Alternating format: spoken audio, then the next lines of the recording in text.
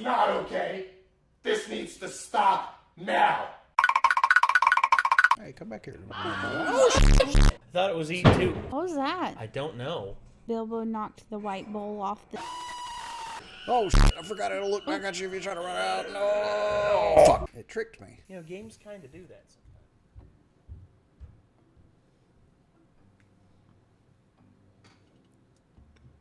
A forest so evil, it's illegal to enter. The forest of evil. Yes, the forest is evil. It is so evil. Oh. Yeah, there are places that people are not allowed to enter for certain reasons. You know, I know that there's the one town in Pennsylvania that's based off, that Silent Hill's based off of. The one where the mine is on fire and will continue to be on fire until further notice. Mm-hmm. But yeah, there's also the what is it? There's also the forest where the cabin was, where they filmed the original Evil Dead. The guy is like a very private person. He doesn't want anyone on his property now. Yeah. The Saint-Saba tunnel, same deal. They basically like boarded it off, like no one can enter it anymore, which is sad, but there's just places you're not allowed to go anymore, and apparently that's the deal with this forest. This forest you're not allowed to go. But is it because it's so evil, or is it because of like a land dispute or some shit like that? I don't know either. All I know is it's only illegal if you get caught. Agreed. Yeah. I'm just kidding. I do not at all condone any sort of illegal activities. I don't either. So yeah. So don't come at us, YouTube. We're joking. Clearly joking. That's the deal. It was a joke. It was a joke. No need to be angry. So, a forest so evil it's illegal to enter by Mr. Ballin. Mr. Ballin showed here just passed 7 million subs.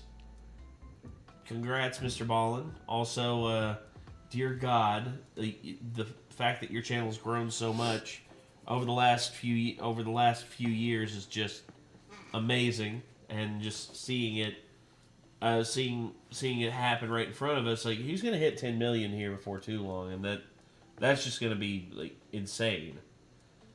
There's actually people talking to me like, Mr. Ballin, you know what he really needs?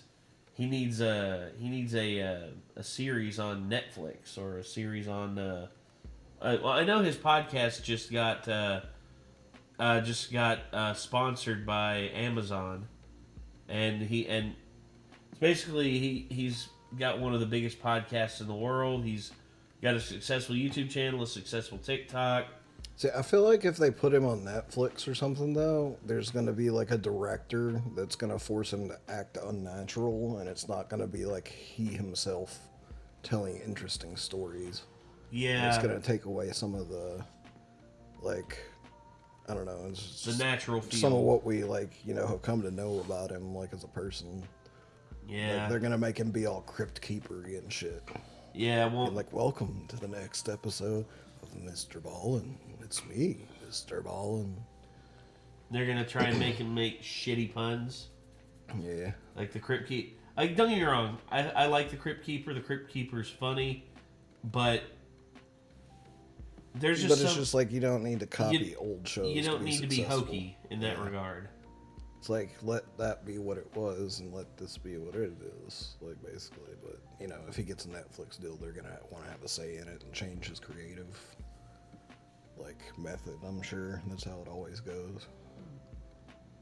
I wouldn't doubt it. I mean, if he's down for that, though, then that'd be cool. That'd be cool for him. Like, hey, man, money talks. And if they make him enough of an offer, he might do it.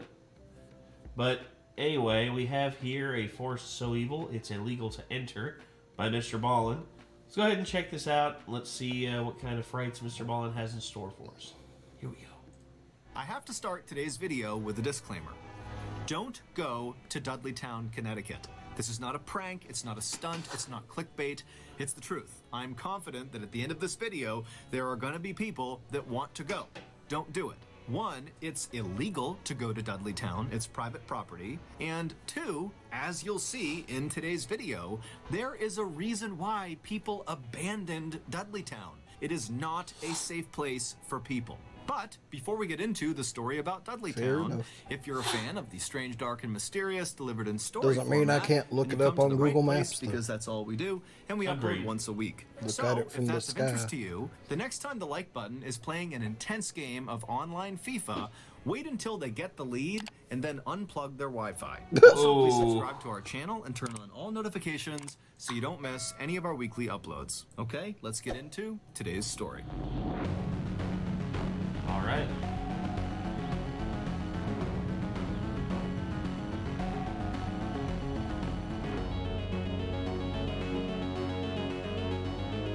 It was a bright summer day in 1906, and Dr. William C. Clark and his wife Harriet were driving slowly through a beautiful part of northwestern Connecticut called Litchfield County.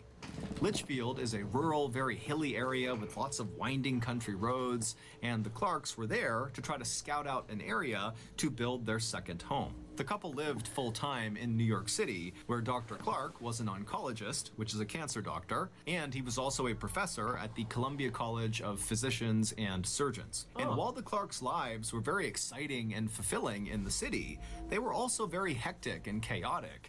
And so the reason they had settled on Litchfield as the place to look for a location for their second home is because it was the total opposite of the city. It was quiet, it was peaceful, it was perfect. And so as this couple from New York City drove along these winding backcountry roads, they eventually reached this beautiful covered wooden bridge, and after they drove across it, they got this view up onto this mountainside off to their right, and high up on this mountain was this huge shaded beautiful forest. And they saw there was a road that appeared to kind of spider off and go into these woods. Now the couple had no idea what was up there, but it was just so beautiful, and they were immediately so drawn to it that they decided they would go check it out and see if maybe there was a spot for their second home in these woods. And so Dr. Clark took the car and he went up this access road, and very quickly as they began climbing up this hillside, the road became very bumpy and overgrown. It was pretty obvious that not many cars were driving into these woods, and so before they even reached the tree line, Dr. Clark had to pull the car over and park it on the side of the road, and then he and Harriet got out, and then on foot they continued up towards the forest. And once the couple actually entered the forest, immediately the sunlight faded because the canopy over their heads was so thick, and the air became cool and refreshing. And after walking for only a couple of minutes, the forest, which at first seemed very still and quiet, suddenly became alive. They could hear birds chirping and animals running around and insects buzzing. And then up ahead, they saw there was this field off to the side of the road that was full of all these wild apple trees. I will say, like, hearing animals makes me feel like more, like it's less safe, like, or like it's more safe, you know? Yeah. Less like it's unsafe. I stopped on Brown Mountain, so if you haven't looked at anything about Brown Mountain before, there have been creepy sightings and shit there. Like, people talk about the Brown Mountain lights and supposedly UFO sightings and such. I stopped with my buddy when I was bringing him home right before Christmas this past year, and we walked down a trail a little ways to make a restroom stop. And I noticed while I was down the trail a little ways by myself that it was deadly silent. Like, no animal sounds at all. No birds, no insects, nothing. And I mean, it is wintertime. But it was just a little creepy to me to suddenly realize that there was not a single sound in those woods besides myself. I was just like, huh. I ended up going back to the car pretty quick, and I was like, fuck that. Yeah, that would be too. Yeah, the Brown Mountain lights are, here's an example right here of them. Yeah, there's that one. There's that one. I mean, first known photo of the Brown Mountain lights. Back in 29. Yep.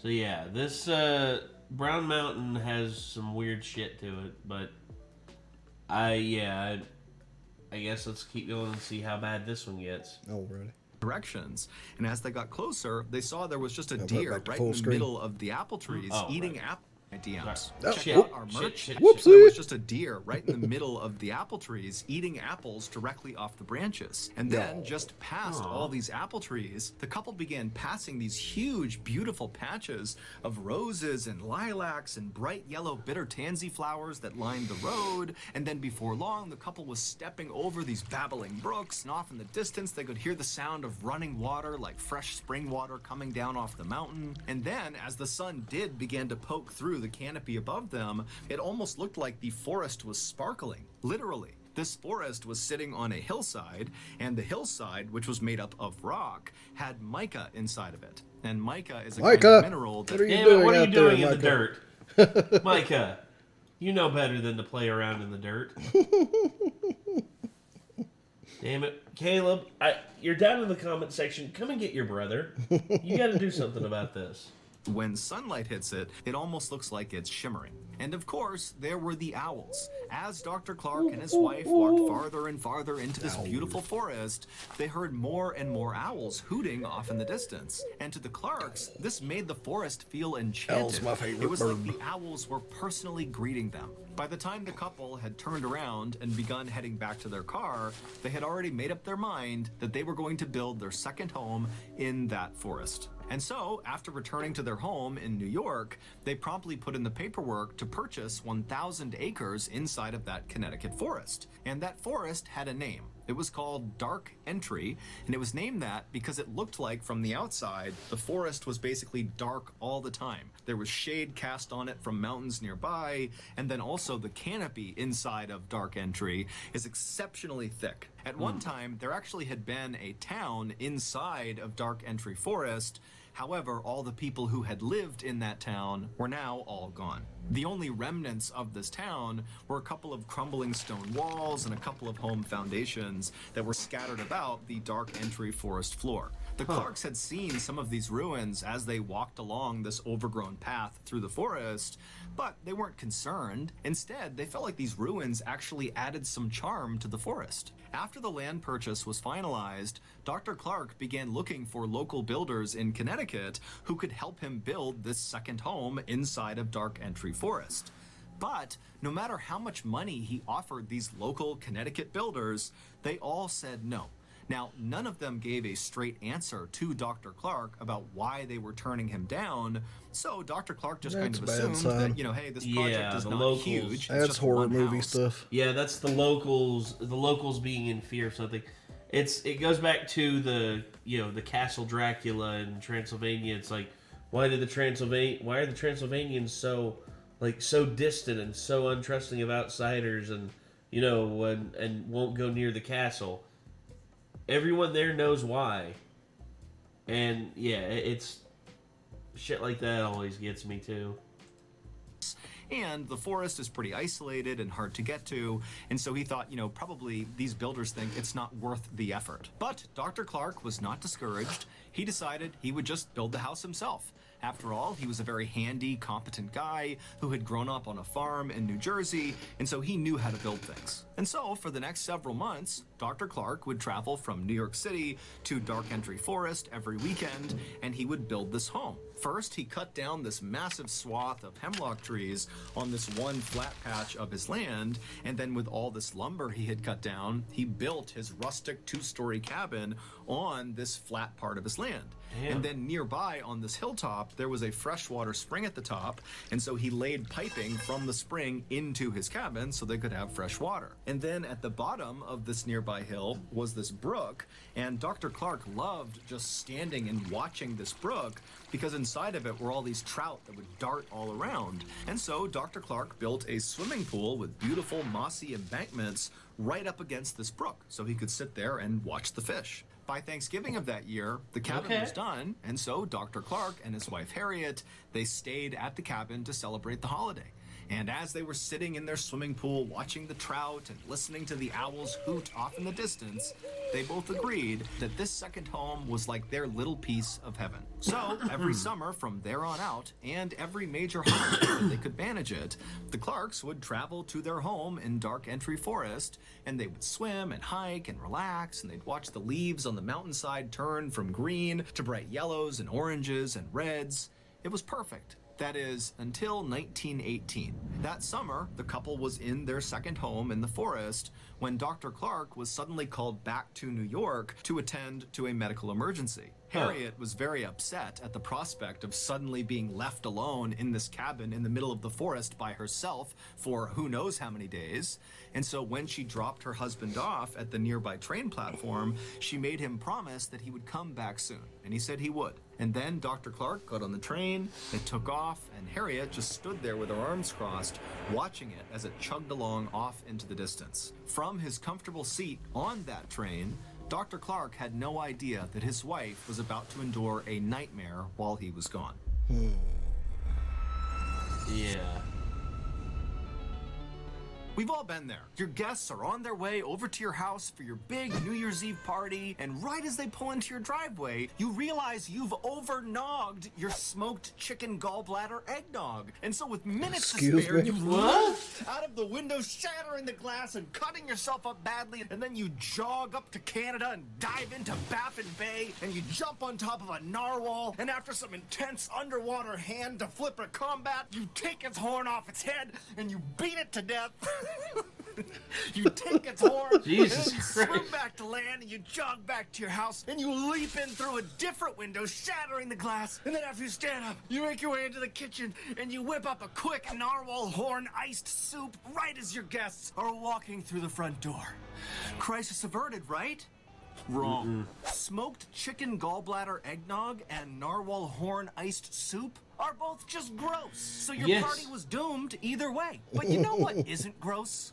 HelloFresh. HelloFresh is America's #1 meal service that delivers actually good-tasting food right to your doorstep. With over 35 recipes available every week, there is something to please everyone. Choose from family-friendly, fit and wholesome, even veggie. Plus, you can easily customize your meals or sides, upgrading your proteins, or even adding a protein to your veggie meal. And if you're going to be traveling this New Year's, HelloFresh can accommodate your schedule. You can change your preferences, delivery day, and your address in just a few clicks. So, if you're ready to stop garnishing your holiday parties with trash food and drink, then sign up for HelloFresh today. To do that, go to HelloFresh.com and use code MrBallin21 for 21 free meals and free shipping. Again, go to HelloFresh.com and use code MrBallin21 for 21 free meals and free shipping. Okay? Sounds kind of worth it. Yeah, it's basically a free week of food. Well, if you eat 1 meal a day, it's almost a month of food. In the Dark Entry Forest, they did virtually no research. Heads won't stop hurting. You go take some medicine? I did. Yeah, sorry everybody. If it seems like I'm closing my eyes, I'm trying to like keep my head from hurting. My vision, it's just been a constant thing. It started as a pain in my neck, and now it's in the back of my head, and now it's really starting to like creep into my skull. Yeah, so if I seem like I'm a bit back of your head headaches usually from stress. Yeah, well, you know Gee, I wonder why you would be stressed right now. I wonder why, YouTube. Thanks, YouTube. Yeah, so sorry. Hopefully I can get through it, and hopefully the medicine will kick in. We'll see. Anyway. Research on the forest or the surrounding area. If they had, they very likely would not have purchased that land. You see, the town that used to be inside of the Dark Entry Forest, that was now just ruins that the Clarks saw when they first walked around inside of the forest, was abandoned for a very specific reason. It was cursed. At least that's what the locals say. And in fact, that was the reason why no builders in the area were willing to go with Dr. Clark into the forest to go build his house, because they were too scared to go anywhere near the ruins of this cursed town. This town, which was known as Dudleytown, was first settled sometime in the 1740s. At first, it was just a couple of people and a couple of small structures, but pretty quickly, 30 families had moved in, and it was a thriving little town. But as the 1700s came to a close, terrible things began to happen to residents of this town. First, there was the Carter family. They moved to Dudleytown in 1759, and shortly after arriving there, 6 members of their family all died suddenly from cholera. The remaining branch of the Carter family was so grief-stricken from their losses that they left Dudleytown and went to New York, where they resettled. But almost immediately after getting set up there, Native Americans raided their property and massacred them, and the 3 people that survived this massacre were 3 of the kids, and they were all kidnapped and taken away. In 1792, a Dudley resident named Hollister died suddenly. Now, we don't know if he fell off a roof or if he was murdered. No one really knows. But what we can agree on is that his untimely death happened in the home of a man named Tanner. And Tanner, following Hollister's death, suddenly just began obsessively talking about these strange creatures he was seeing out in the woods at night, kind of roaming around the dark entry forest. And he talked about it all the time, and nobody listened to him. And eventually, Tanner went insane, and his daughter had to care for him for the rest of his life. And while Tanner was slowly losing his mind, his next-door neighbor, named Abel, also began reporting that he was seeing weird creatures roaming around the tree line all around the town. And as Abel continued to report seeing these strange creatures lurking in the shadows, he too slowly went mad and had to be cared for until his death. In the early 1800s, a famous Revolutionary War hero, General Herman Swift, who lived in Dudleytown, lost his mind shortly after his wife was struck by lightning. And then in 1813, an unknown epidemic rolled through Dudleytown and killed many of its residents. After that, more and more residents of Dudleytown either died suddenly or died mysteriously, and also more and more residents began coming forward with stories about having seen these strange, shadowy creatures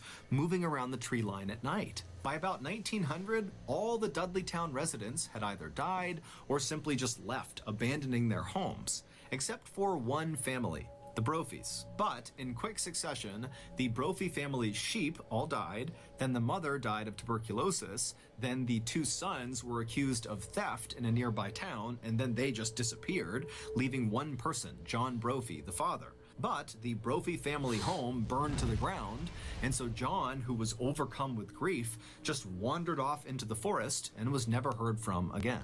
At that point, Dudleytown officially became a ghost town. No one lived there. And it was at that point, in 1906, when Dr. Clark and Harriet had their beautiful summer's day walk through the forest and discovered where they wanted to build their second home. So, fast forward back to 1918, and Dr. Clark, he's on his medical emergency leave to New York. It winds up being very quick. He's back on a train within 36 hours, and he pulls into the station right near Dark Entry Forest, and he's expecting to see Harriet waiting on the platform for him. But when the train rolled into the station, she wasn't there. Now, Dr. Clark was not a superstitious person, but for some reason, when he didn't see his wife there, he just felt like something was off. There's no reason she wouldn't have come out here to greet him. I mean, she was worried about being all alone in the cabin, and she knew he was going to be arriving at that moment. And so, feeling a little bit panicked, Dr. Clark left the train station and on foot made his way over to the Dark Entry Forest. And when he got there and began walking on that overgrown road path that led to his house, immediately, as soon as he was within the shade of the trees, he began hearing these owls hooting very loudly off in the distance. Now, normally, the sound of these owls hooting made him feel welcome, but this time he felt scared. He felt like something was wrong up ahead. And so he began jogging through the forest, and it's very dark, and all he can hear is the sound of these owls, and it's getting louder and louder and louder. And then finally, he reaches the clearing where his property is. And at this point, it's a cacophony of owls hooting exploding practically right on top of him, and he looks up towards his house up on this hill, and he sees the front door is slightly open. And so now, with his heart racing, wondering what's going on with his wife, Dr. Clark runs up to his front porch, he gets to the door, and he flings it open the rest of the way, and then right before he stepped into his house, this sudden high-pitched noise began up on the second floor inside of his house. And it was so startling to Dr. Clark that he just froze where he was. And so suddenly it's so loud from the owls all around him and the woods behind him and whatever this noise is that he just stood there unsure what to do. And so as he's sitting there getting the courage up to go investigate his house, he realizes what this high-pitched noise is.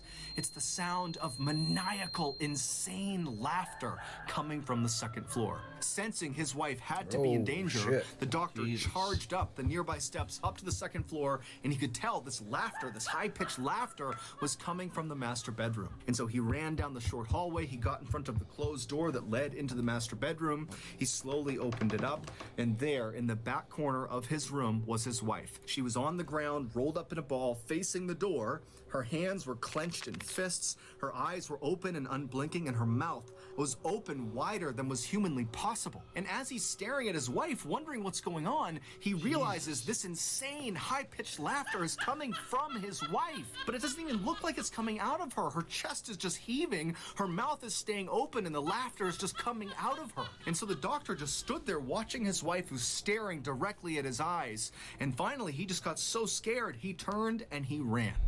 During Dr. Clark's 36 hours he was away in New York, something happened to his wife. We don't know what it was, but it caused her to lose her mind. The only thing she would talk about was the strange creatures she saw out in the forest. By some accounts, Harriet spent the rest of her life in a mental asylum. By other accounts, she went back with Dr. Clark to New York, where she took her life. Today, Dudleytown is not only still abandoned, but it is also illegal to visit. However, people do still sneak into Dudleytown and walk around the ruins, and many of them have reported feeling these pockets of cold air where there shouldn't be cold air, and also some others have said as they've been walking, they've felt phantom hands slap them and push them. Some have said they've taken photographs inside of the Dark Entry Forest near Dudleytown, and they've captured strange, shadowy figures that they couldn't see with their naked eye. The famous paranormal couple, Ed and Lorraine Warren, shot a special series in the 1970s inside of the Dark Entry Forest,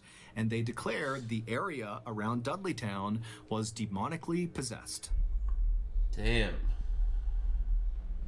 So that's going to do it. If you got something out of this episode and you haven't done this already, the next time the like button is playing an intense game of online FIFA, wait until they take the lead and then unplug the Wi-Fi. Also, please subscribe to our channel and turn on all notifications so you don't miss any of our weekly uploads. We have a podcast called the Mr. Ballin Podcast that puts out brand new exclusive stories on Monday mornings, and on Thursday mornings we put out the remastered audio of our best YouTube videos. Again, the podcast is called the Mr. Ballin Podcast, and it is available exclusively on Amazon Music. Consider donating to our charity. It's called the Mr. Ballin Foundation, and it provides support to victims of violent crime as well as their families. Monthly donors to the Mr. Ballin Foundation Honor Them Society will receive free gifts and exclusive invites to special live events. Go to mrballin.foundation and click on Get Involved to join the Honor Them Society today. We have 2 additional YouTube channels, Mr. Ballin Shorts and Mr. Ballin en Espanol.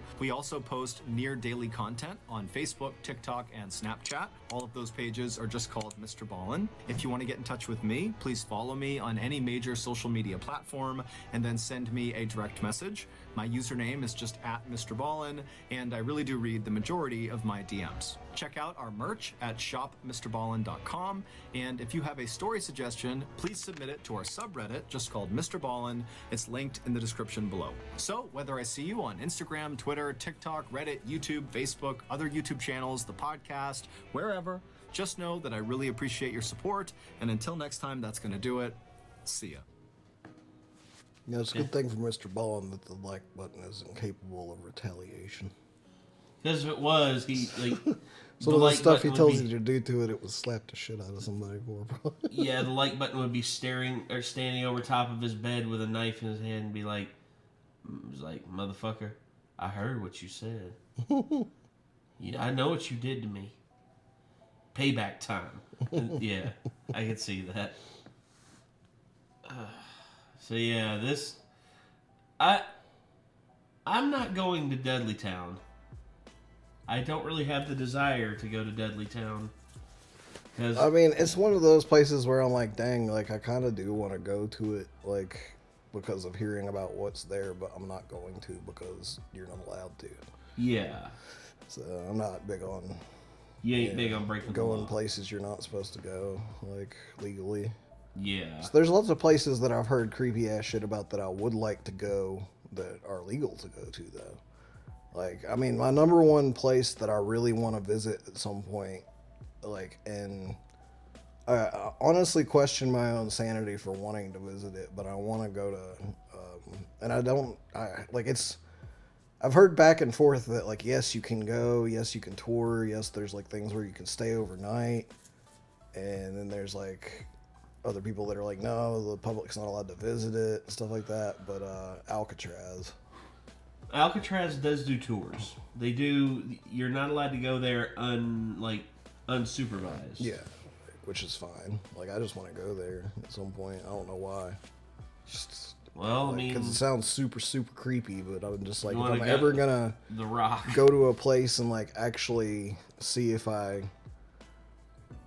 you know, like, change my perspective on what I think about, like, the supernatural, that's gonna be the place, I feel like.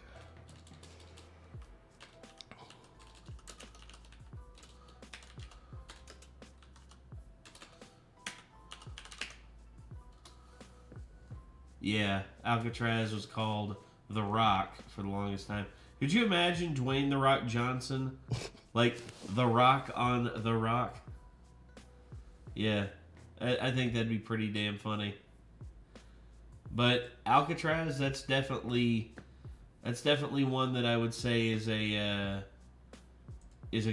go-to destination for me, because I'd love to go there and see just the craziness that It's one of the very few Alcatraz. reasons I would like to go to California, to be honest.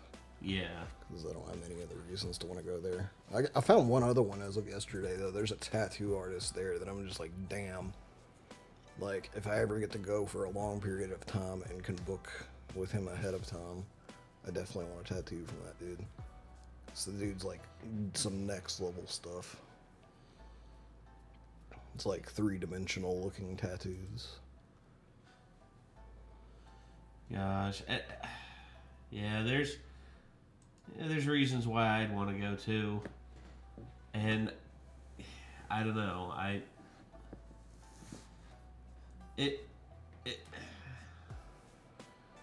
I just would need to get stuff planned out right, because I'd want to do as much as I can while I'm over there. And also, I'd need to know where to not go to avoid getting my car broken into and robbed. Also true. Because that's a very prominent thing in San Francisco. Like, people will pull up on motorcycles, bust out your window real quick, grab everything inside, and then they drive off. It's actually terrifying. But yeah. Anyway, though, this forest so evil that it is illegal to enter. Yeah, so it's pretty terrifying. I have no intention of going to Deadly Town because, number one, it's illegal. But even if it was legal, I probably wouldn't go. I probably would still just be like, no, I'm just gonna go over here and not there because I don't want to die. But all right. Anyway, everyone, thank y'all very much for tuning in. If y'all want to see more from Mr. Ballin, feel free to click his name in the title of the video. And until next time, I'm Nate. I am Nick. We'll see y'all later, everybody. Peace.